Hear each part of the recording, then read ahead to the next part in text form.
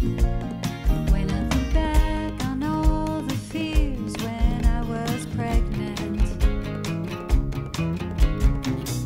all of them dismissed except for one. The only test the state mandated was genetic.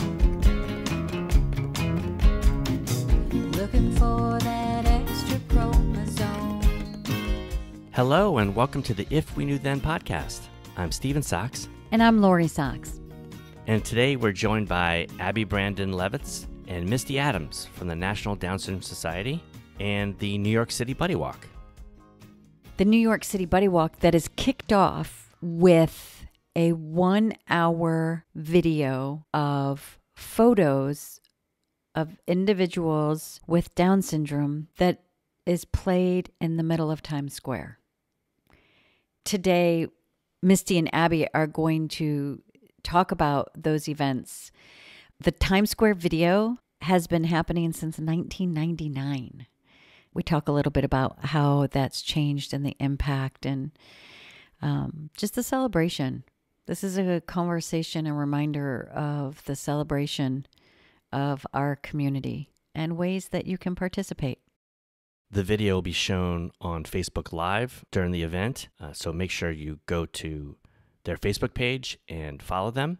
Also follow them on Instagram, and the link to the National Down Syndrome Society will be in our show notes. So welcome, Misty and Abby.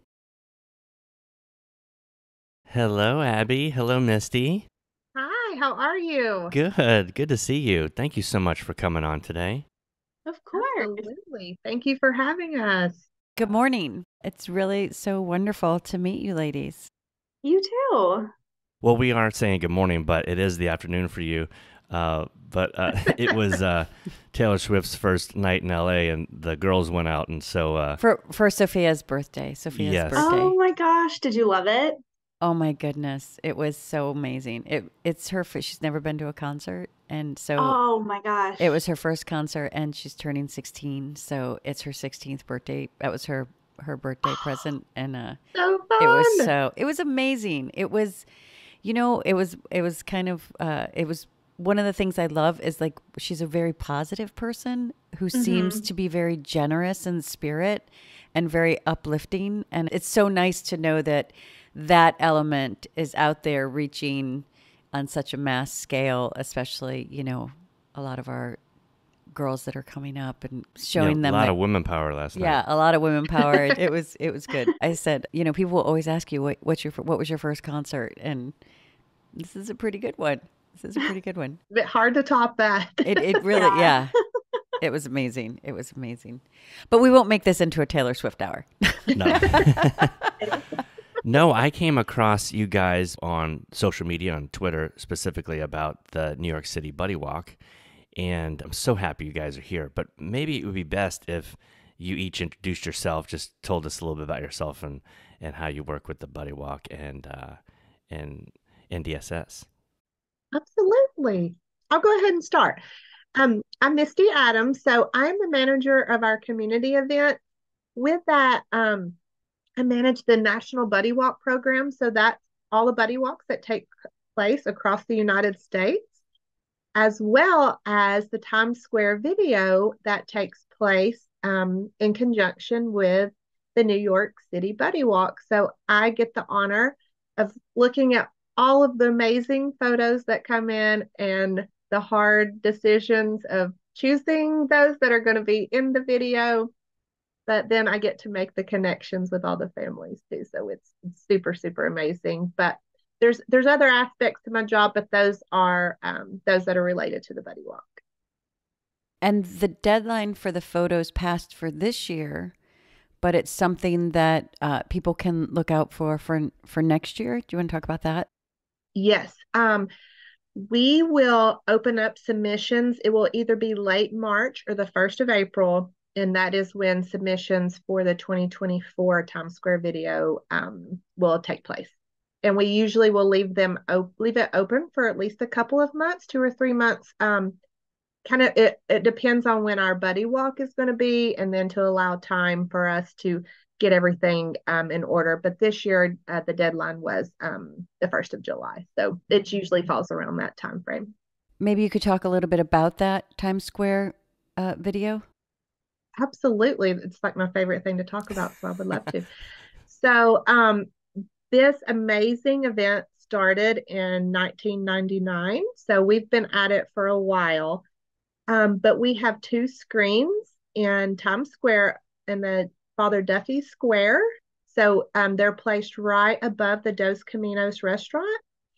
And so we have a little over 500 photos that are displayed within an hour time frame. It takes place from 9:30 to 10:30 a.m. Eastern time and it plays into being the kickoff for the New York City Buddy Walk. But we have, like I said, 500 photos that are displayed on those screens within that hour time. So each photo gets somewhere along the lines of like 6-7 seconds. And so that they travel from everywhere to come and see this presentation take place.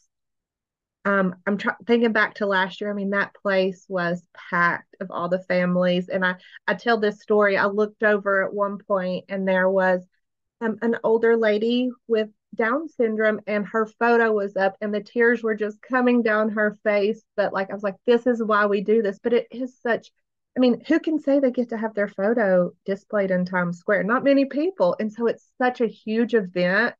And it's so big for our community because it's not just our community that's there walking around Times Square. There's so many people that are drawn in during this event that get to come and see these. And then it sparks up those conversations and just a unique way to advocate for our community. Has it always been an hour? Yes. That's so fantastic. Yes. Yeah. And we have amazing in-kind donor that's Clear Channel that donates the screens for us to use. So it's such an amazing opportunity, and they have been such a huge supporter for all of these years. How have you seen it change since 1999? Because as far as Down syndrome and the advocacy and, all of these milestones that we've made as a community have really started to change the narrative of Down syndrome. What are some of the biggest changes you've seen since you started the video so many years ago?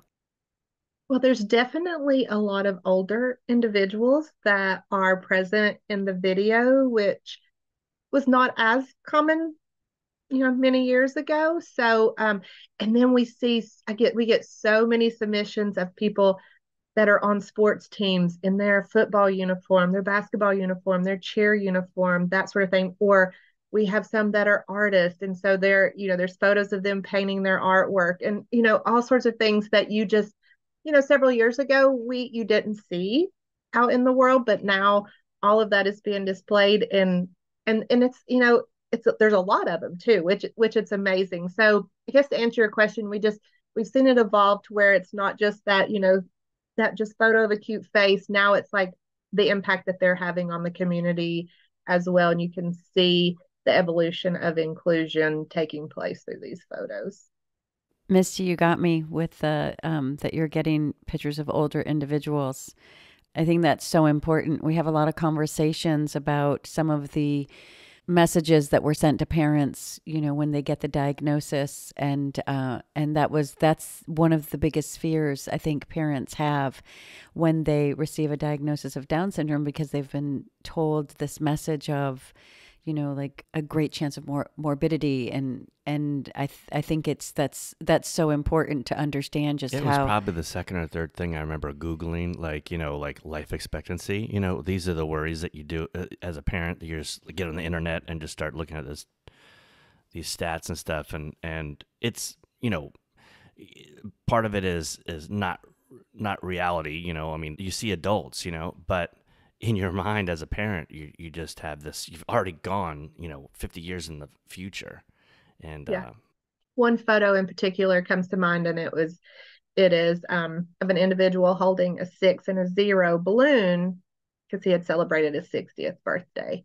So life expectancy is definitely increasing. And that's amazing because it just changes the message. It changes it from the community in a dynamic way.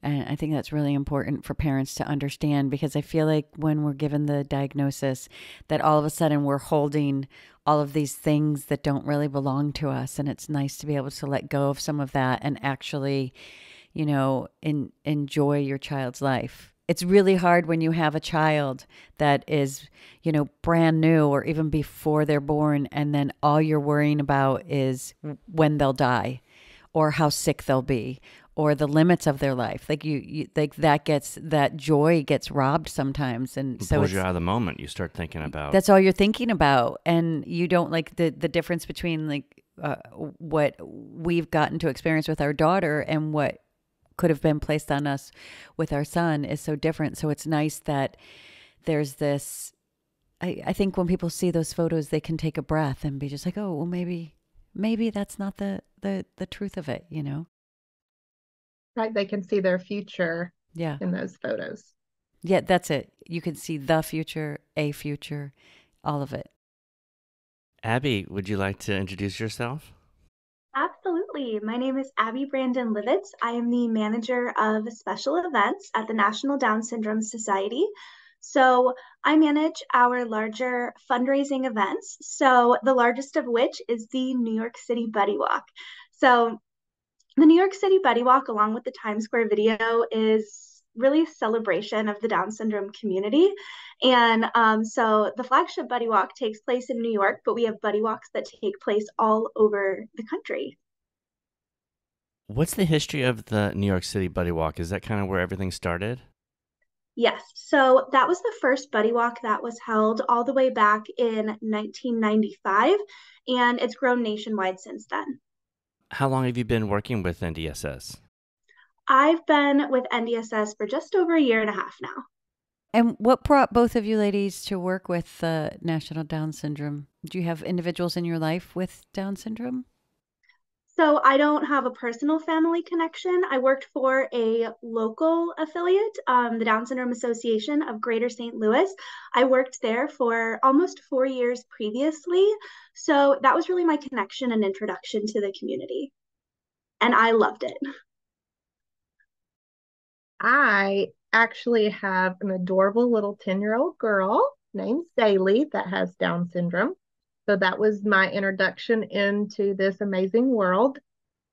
When she was born, there were a lot of health complications that required me to leave my job. So I became very involved with our local affiliate. Through that, was introduced to NDSS, got involved with them in a lot of activities, managed our Buddy Walk, our local Buddy Walk, and then started getting involved in some of the charity racing events. And then a few years ago, when the Buddy Walk manager job came open and it was a remote position, I was able to apply for it. And I tell them they'll never be able to get rid of me now. It's like my dream job. And even though you're not in NYC, you do go for the event. You go. Do you both go to New York for the Buddy Walk and the Times Square presentation? We do. It's about a 3-day affair for us of the getting ready for it and getting everything set up and day up. But we wouldn't miss it for anything. What are some of the changes you've seen in the last 10 years? Well, the Buddy Walk was actually really the very first event or anything that my family and I had participated in that was solely focused on the Down syndrome community. And I have pictures I look back on. It was amazing. We had a team of 80 people that came out to show the support.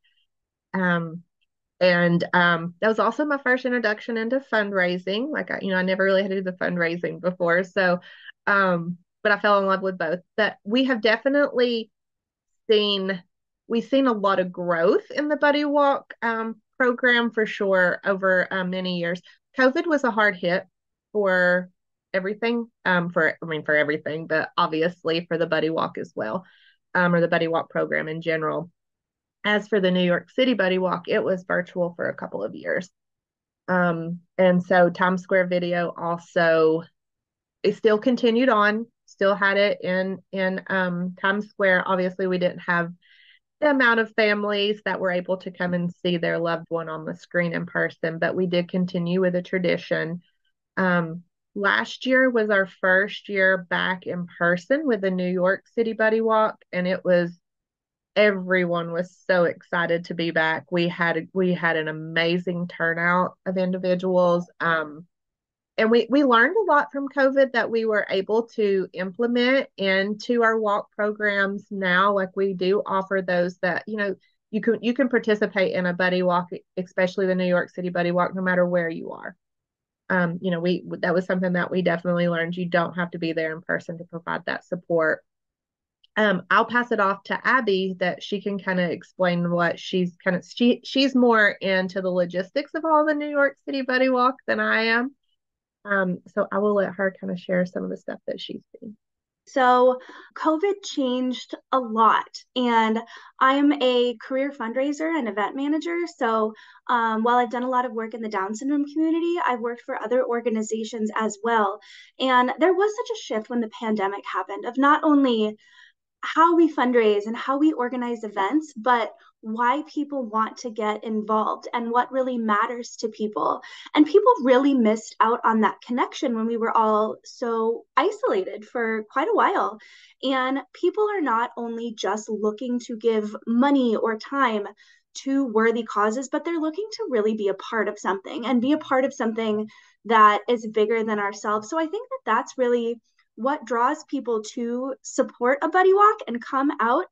It is more than just having a loved one with Down syndrome. It's wanting to be a part of this special thing for the community and make a difference, make things better. I feel like that's just a shift that I've noticed from a fundraising perspective, from an event management perspective. That's probably the biggest thing that I've seen. Can you talk about the buddy walk? Like where does it start? Where does it end? This year, we actually have a brand new location for the New York City Buddy Walk. So it's going to take place at the Naumburg Bandshell in Central Park. So for those who are familiar with Central Park, it's near the Bethesda Fountain, and it's pretty close to the Sheep's Meadow area as well. So it's a really iconic Central Park landmark. The bandshell is over 100 years old. People like Martin Luther King and John Lennon have spoken on its stage. They perform orchestra concerts there. It's a really exciting place. So that is where all of our fun events take place. We have carnival games, we have a play area, we have live entertainment, and I would say most importantly, we have a dance party. And the walk begins at the bandshell and it takes off down the iconic Central Park Mall and Literary Walk. So if you've seen a movie set in New York City or Central Park, you've probably seen a scene shot on the Central Park Mall. So it's a really cool, really beautiful location, especially in September. So it's really exciting. We were previously at a place called the Great Hill in Central Park. It was hosted there for many years. That's also a very beautiful location. It's further north, so it's not as well known. It's a little bit more secluded. So this year's location is really kind of in the middle of Central Park, and it's more well known. It's larger, so we are very excited to be there. How'd you get that change to be someplace so much more visible? Sure, yeah, it was kind of a mix of things, but as we were communicating with the parks department, as we were looking to plan this year's event, we realized that we had started to outgrow the previous location and we needed a little bit more space. So this is providing that. This is also a much more accessible space. So it's going to be a lot easier for people to come and enjoy themselves and participate in the fun. Yeah, that's such an amazing part of Central Park too. I think of the Sheep's Meadow. I remember, and this is years ago, but going there, and at certain times where you'll go in there and you're just supposed to be quiet when you go into the Sheep's Meadow, and it's just a beautiful place. I think of like Simon Garfunkel had a concert there. I mean, like there's been a lot of big events, but so happy that that's the part, because that's a very popular area of the park. Yes. Too. Like you'll have a lot of tourists that maybe didn't even know that there's an event going on, and it's just kind of maybe stumble upon something. You know how many people go to New York City not knowing exactly where they're going. You know, maybe they have an itinerary, but things can change, and they walk upon you guys and get some information and learn some things and have a good time. Exactly. That always happened in previous years. We have people come up to the walk and ask, who we were and what we were doing. And I think we'll have a lot more of that this year. I assume you'd have that at Times Square as well. Yes. And also, I don't believe we mentioned that the Times Square part of it would be streaming as well on YouTube. Is that correct? It will be on our Facebook Live. And so, yes. And then we will also have a professional photographer that will be set up, and she takes photos of all the photos that are on the screen. So anyone that is unable to attend, they will get a professional photo. And of course, all of those that are able to attend will get one as well. So we tell the families, like, you focus on getting your child there with the photo in the background, and we'll focus on just getting that photo on those screens for you and get that to you. Are there any places like for accommodations that support both events, as far as, you could put like in a code sometimes for different hotels or anything? Is there anything like that? We do have a hotel room block at the Westin New York Times Square. Oh, great. Is there like a code or something that people put in, or? We don't have a code, but we do have a link to the room block. And that'll be on your website? It is, yes. And it's on the National Down Syndrome Society website, or is there a specific Buddy Walk website that you'd go to? We have a specific website to register for the New York City Buddy Walk that is linked on our main website, though. Well, I'll put that in our show notes too, just so people can make sure they get to the right place. I'm really curious. It's very exciting that it's in Central Park. I'm very, very exciting that it's in Times Square, these videos. You've been there for 10 years now, Misty, and you were there last year, Abby. How does it rock the community? What is the, like you were saying, people are out and they don't know that there's a Buddy Walk, and they come across the Down syndrome community in Moss. What are some of the experiences that you have? And I asked because when Liam was little, I remember we were looking at schools, and we knew that there were people with Down syndrome in our community, and we were like, where are all the kids with Down syndrome? Like, we know that there are other people with Down syndrome. Where are they?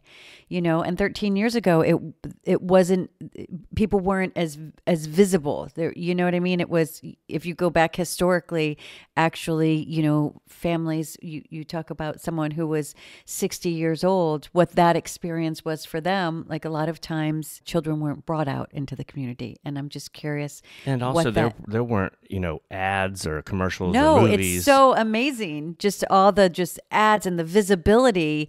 And I'm just curious, what is that energy like when you're there? It's almost a little bit different to describe. It is so special. It is so electric. It is truly an incredible thing to be a part of, where people with Down syndrome are celebrated for exactly who they are because of who they are. And absolutely everyone deserves that. Everyone deserves to feel that way. It's a really incredible thing to be a part of. And the Buddy Walk is a hugely important advocacy event for the Down syndrome community. It's also the most widely recognized public awareness program for the Down syndrome community.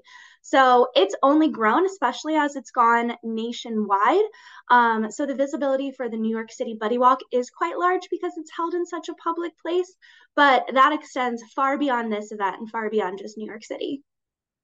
I was going to say, for the Times Square video, it's always great because you always are going to have people come up to you and say, what is this about? Or what are you doing? So it's a great opening. But once those people start watching, they don't leave until it's over, whether they have a connection or not. But usually they're moved by the end of it and they want to know more. Like, please give us more information on what you're doing. Where can we find you? Or they're already following us on social media before the end of the event.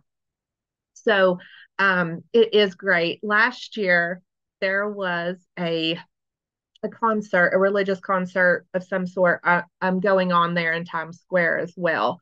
Well, they got so involved into our event as well that they started giving like shout outs and doing in between their songs of, and telling people, to follow us and that sort of thing. So it is so impactful of what we're doing. And I think that visual, especially of the Times Square video, is so big for those that are coming in, because again, like I said, how often do you get to see photos flashing on these jumbotrons in the heart of Times Square as well? And so people are very, very interested in it. But as you mentioned before, I feel like probably in 1999, people were even more surprised to see an individual with Down syndrome up on a jumbotron. Now it's not. I mean, it's a more common thing. Now, are you used to seeing 500 gorgeous faces, scrolling through? No. So that's going to get your attention. But I do feel like our community, it's not a shock to people as much anymore, when they're seeing us. And so the individuals with Down syndrome and the Down syndrome community are becoming a more integrated part of the community in whole. But it is a great, great experience. And those that come in, they're like, we have some that follow us to Central Park after the Times Square video because they want to come and take part in the event. You had mentioned earlier how inclusion itself has affected the world and not just our community, but I think about these photos and the walk as well when people see this community together, and then I think about the pictures I had maybe in my mind or pictures I saw of people with Down syndrome when I was younger, even as a young adult, and they weren't positive pictures that I saw. I saw pictures of people that not only weren't representing their full self, but because of how they were oppressed, basically, but also not part of our community. These were photos of other people, of people that, oh, that's them, and this is such a, New York City is such a unique place and a beautiful place. And to have this community in the heart of the city and shown in front of all these people in such a positive light and showing someone at their best, and showing what they are and who they are, and that they're part of the community is so, I mean, listen, I haven't seen the pictures and I'm impacted by it, but I can imagine how people can see and walk into an hour presentation and say, I can't leave until this is over. I think that events that are so public, like the Times Square video and the New York City Buddy Walk, they really do shift public perceptions for people of what life is like for individuals with Down syndrome and how different it can be for all people. You look at the Times Square video and you'll see someone who is a star athlete or an artist, and you come to the New York City Buddy Walk and you see people with Down syndrome who are singers and entrepreneurs and excellence in academics. You see all of that. And I think that it has such a positive impact on the community at large, on people who are not associated with the Down syndrome community, and it makes them want to be a part of it. Well, I think what Stephen was talking about was the stereotypes that were propagated, the images that really are burned in people's minds are from when those institutions were revealed, and what happens to a life that has to experience segregation and dehumanization. And they took that, and that was the image that was burnt into so many people's minds. And that is really what is behind a lot of the challenges that the community has. And so just like we are taking back the narrative by telling our stories, by changing those images, because if you're not in this community, you don't experience its greatness. You just don't, not yet. We're starting to, not beyond that, there, like that pandering kind of awe and pity, which is which doesn't even belong in a sentence with your child has Down syndrome. I want no parent to ever experience an awe or an I'm so sorry ever again. Like that isn't a something that needs to be present. And I think that all those sentiments come from this archaic story that was told, these images that were put upon us to kind of push that, whatever that agenda was, that initial agenda that happened so long ago. And by changing those images in people's minds, there are people who don't know that somebody with Down syndrome can actually play football, can actually run a race, can actually swim 100 meters. Is that the swimming term? Like I don't know swimming. Like do you know what I mean? Like people. Yeah, this is an image that people will think about when they think about Down syndrome. You know, just like and the I ability, reflected right? on. Yeah, I reflected on the pictures I had in my mind. I don't even know where those pictures came from, but they obviously I had experienced something to get that. And now these people maybe their first introduction, maybe they know about Down syndrome, but this is something that will carry for the rest of their lives of the image of what Down syndrome is, or someone with Down syndrome and what they can do.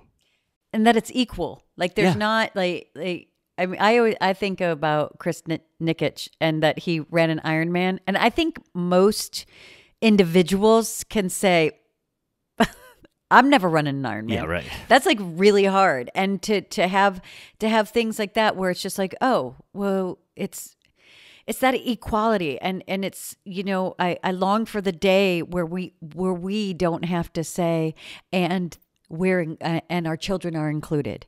And you know what I mean? Because then it's inclusion. And I think this is such a great, like your photo in Times Square is epic, mind-blowing, like something to be able to say that you've done, that, you know, that you've had in your life, that experience, and that experience for a family to say, yeah, we're going to New York because, you know, our brother, our uncle, our best friend, our sister, our brother, their picture is being displayed in Times Square.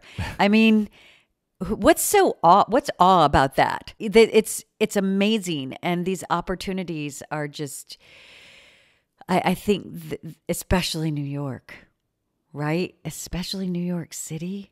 It's like we tune in on New Year's Day to see Times Square. Like, I mean, I always think whenever I'm somewhere, I think about who's walked there before.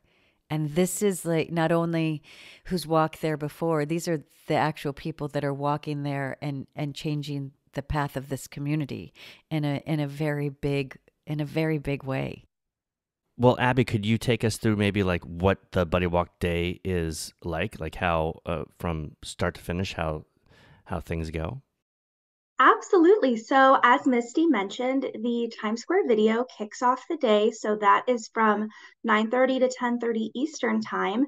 And to make things easier on everyone, we offer buses from the Times Square video location to the New York City Buddy Walk location. So we have so many people come in who are not from New York, not from the tri-state area, and therefore not familiar with the city at all. So the buses are just a great option just to make things easy on people. They don't have to worry about navigating. They don't have to try to figure out the subway if they don't want to. So the buses will drop off starting at right around 11 a.m. And that's when the New York City Buddy Walk opens. So we have a lot of different fun things for people to do at the walk. We have a play area for children. We have arts and crafts. We have some sports activities.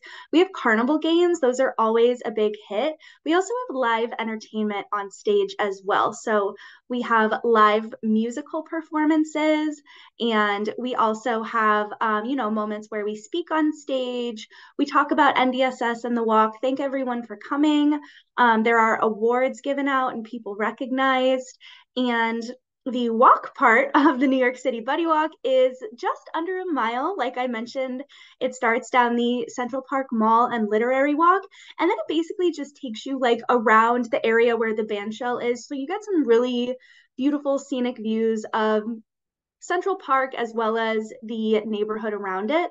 And the walk starts and finishes essentially in the same location. You basically just make a circle, we give out medals, and then we really conclude the New York City Buddy Walk Day with a dance party.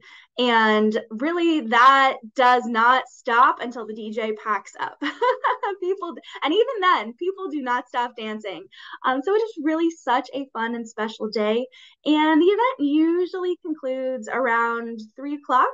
And I mentioned the buses earlier. We also have buses that can take people back to Times Square where everything started.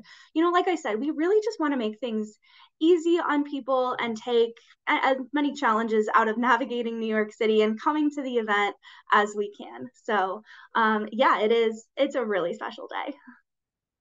And we'll provide a link to register for the Buddy Walk. How many people do you have registered so far? So far, we have, I think, over 400 people registered. Misty, does that sound correct? And we will have many, many more registered in the coming weeks. And even if somebody cannot make it to New York for the Buddy Walk, they can still register and participate. Absolutely. We have a walk at home virtual option, so you can register for that option and we'll send a t-shirt and medal to you. So you still get to be a part of the fun and have a token of the New York City Buddy Walk. You had mentioned how you've seen so much change and people wanting to participate. And I'm just curious, for people who are listening, because I think, what are some of the changes that are made and advocacies that happen with the fundraising? So the New York City Buddy Walk is a very important fundraiser for NDSS. So all proceeds raised from the New York City Buddy Walk directly benefit our mission, and they go directly to funding our 3 key areas of programming. So our 3 key areas of programming are resources and support, policy and advocacy, and community engagement. And I really could go on and on about all of the incredible things that we are able to do because of people who support events like the New York City Buddy Walk. But as far as resources and support goes, we offer a lot of free resources on a variety of topics for the community, such as health, wellness, education, financial wellness, etc. And we have our Adult Summit Conference coming up in November. So that addresses the needs of teens and adults with resources and educational opportunities for individuals with Down syndrome, families, caregivers, professionals. So those are just a couple of examples of things that we do and things that people can directly get involved with and support by participating in the New York City Buddy Walk. So you mentioned 3 areas, and that was the resources that you just spoke about, and those are available on the website. They can find the resources and the summit that you spoke of. Yes, so you can find all of the information about the resources, about our programming. All of that is going to be on our website. So we have a resources and support tab, as well as a policy and advocacy tab on our webpage. And then under Get Involved, that's where you're going to find information about all of our upcoming events. Just kind of walk you through it a little bit where you can find it. The policy and advocacy, does it talk about the different advocacies as far as like the education and the rights of individuals with Down syndrome? Yeah, so through our advocacy work, we empower people in the community to work with Congress, federal agencies, and as well as at the state and local level. So we do advocate on all of those different levels, and we advocate to develop and improve policies for the benefit of the Down syndrome community. And we also host an advocacy conference in the spring in Washington, D.C., where we prepare people to go to Capitol Hill and take meetings with legislators and their offices to talk about policies that will improve life for the Down syndrome community. Wow. That's fantastic. And all of that information is on the website. So people who are interested in and they have that opportunity, because I feel like as we evolve in age, there are some responsibilities that can be taken on. And I think like individuals with Down syndrome, like when they get to be teenagers, they can begin to advocate and go out and understand the importance of advocacy in the community. And that's very empowering. I think as a parent sometimes, and Misty, maybe you can comment on this, like sometimes navigating those milestones, sometimes we have to do it differently, and sometimes maybe that's just imposed upon us. I know with our daughter, with certain, conversations, it would be, okay, we're going to have this conversation, but how do we make it age appropriate? And I feel like sometimes in the community, there are conversations, and I see it on the boards, that we don't want to have, or don't know if we should have, or don't think that we should have. And because we do that sometimes, I think it denies our community and our children and our loved ones that ability to evolve and be empowered, to tell their story. And so, as Stephen said, wow, I think on a bigger, like a real sobering, like we go out and we walk, and it's so amazing to attend any of these walks because you're a community, right? And we always have these great conversations, and I think there's something healing about sharing our stories, and the stories are changing, and it's fun and a celebration, but then the part of that fun and celebration, the real good stuff that comes from having our photos in Times Square, having people, because that didn't happen before. Our kids weren't given heart surgeries, right? Like that, it just didn't happen. And you see, to see the pictures there and to spark those conversations, and in Central Park, hello, it's just this great celebration. But then it's like, the reason we have this party is because it's really making changes, because maybe like I'm used to, like when Liam was born, there was a buddy walk and we were celebrated, and Liam was celebrated and we were encouraged to come out, but not everybody experienced that. And these fundraisers, if you can't make it, and these like beautiful experiences, they're at the core and the foundation of making those changes and letting those voices be heard. Just to remember that, just for people to understand that it's a big, fun party, but it's also changing the world, and it's changing the narrative. And thank you. You nailed it. Just to build on that, like coming from the parent side of it, like I said, the Buddy Walk was our very first event or experience in the Down syndrome community, and it was with open arms.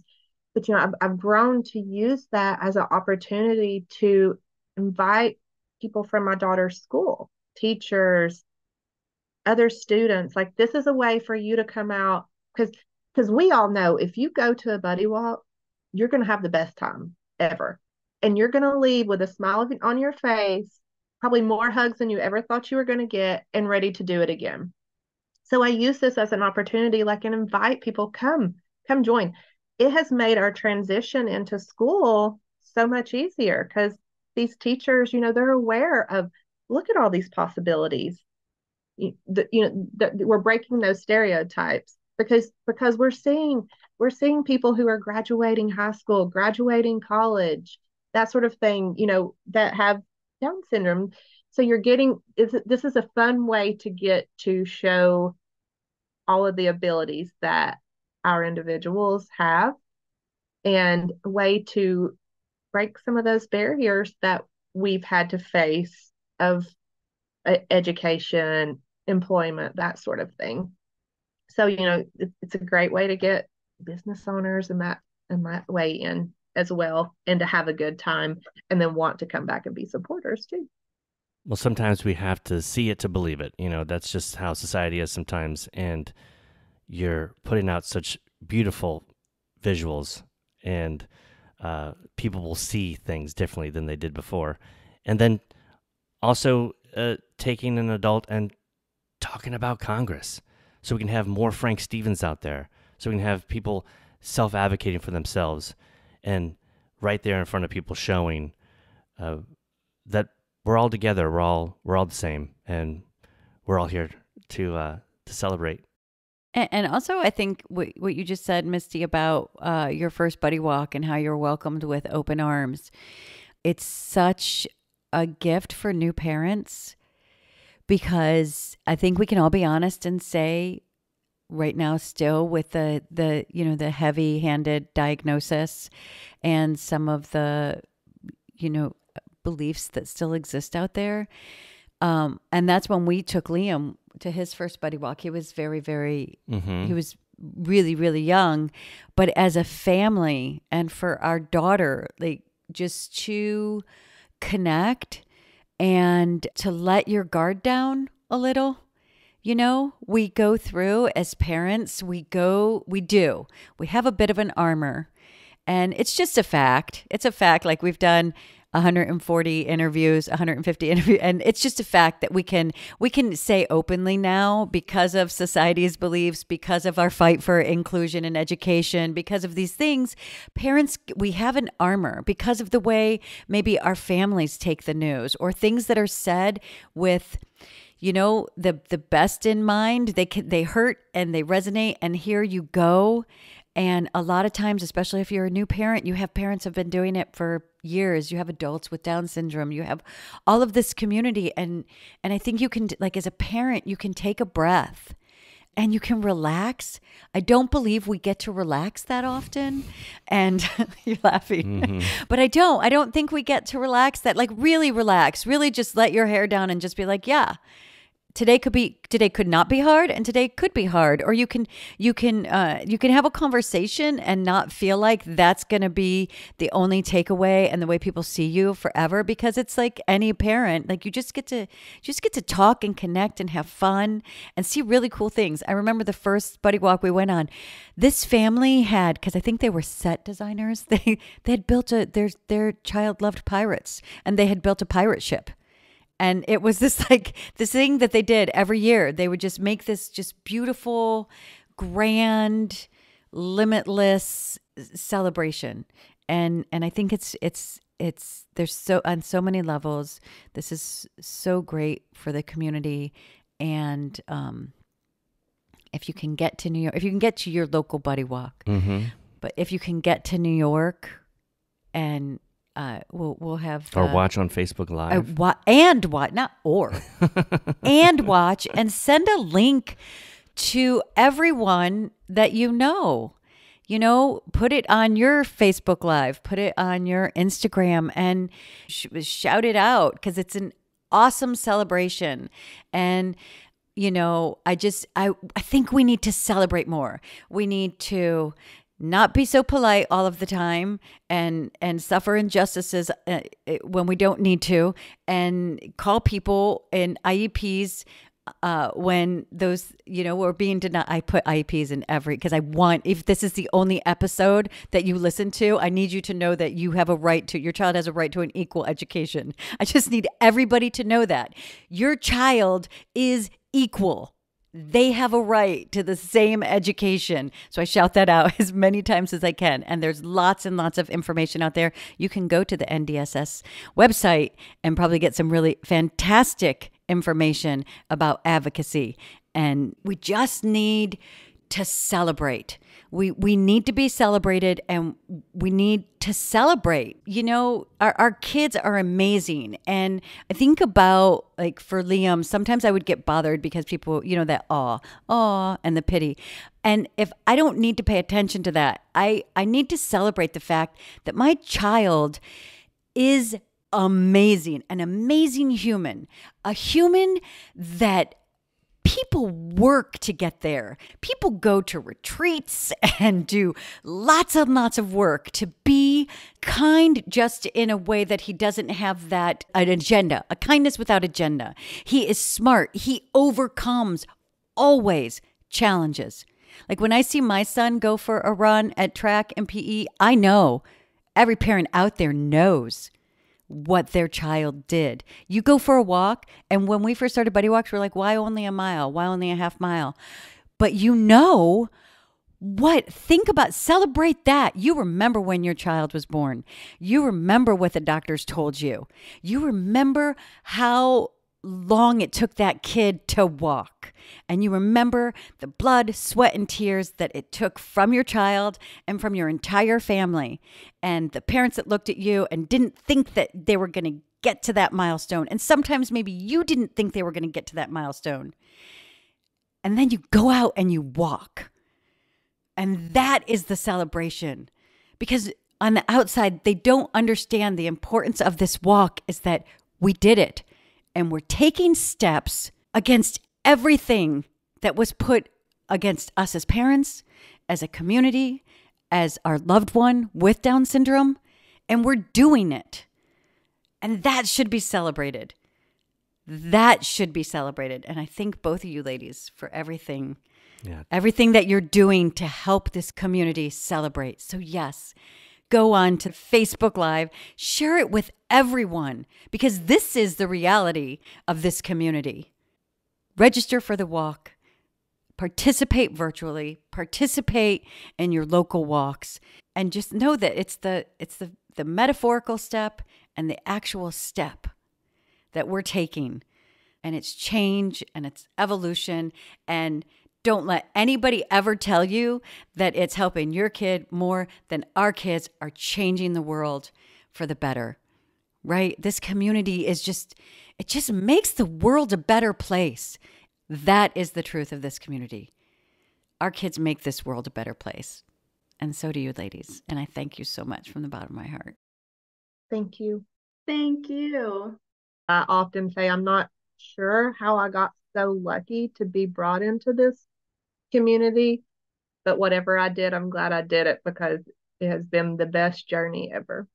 I mean, Misty, really, like before my son was born and before I watched him, like all the work he did, every single solitary milestone, the work that he did inside of me, there is nothing that I cannot do after watching what he has done.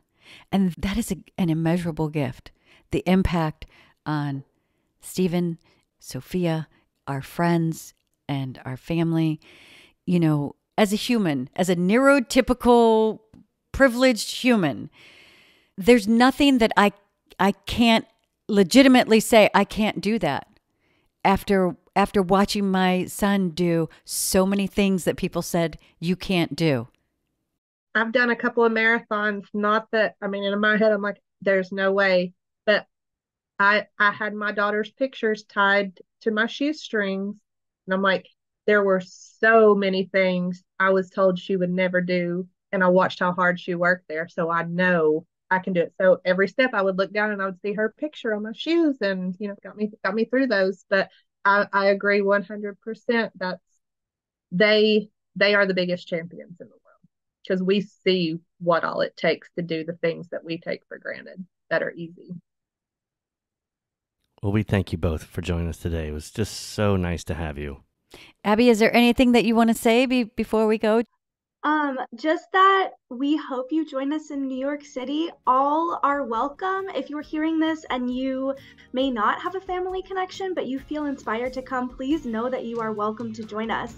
And we hope that everyone who hears this will be inspired to join us in New York City. Thank you so much. Thank you so much. Oh my goodness, what a beautiful, beautiful morning. This was such a great, great gift. Thank you so much. Oh, thank you for having us. Bye-bye. Bye-bye. Bye-bye. Bye. Please follow us on Twitter at If We Knew Then Pod, and you can drop us a line on our Facebook page at If We Knew Then Pod, or visit our website, ifweknewthen.com, to send us an email with questions and comments. And you can join our mailing list there and get alerts of future podcast episodes. All these links will be added to this episode's show notes. Thank you again, and we look forward to you joining us on the next episode of If We Knew Then.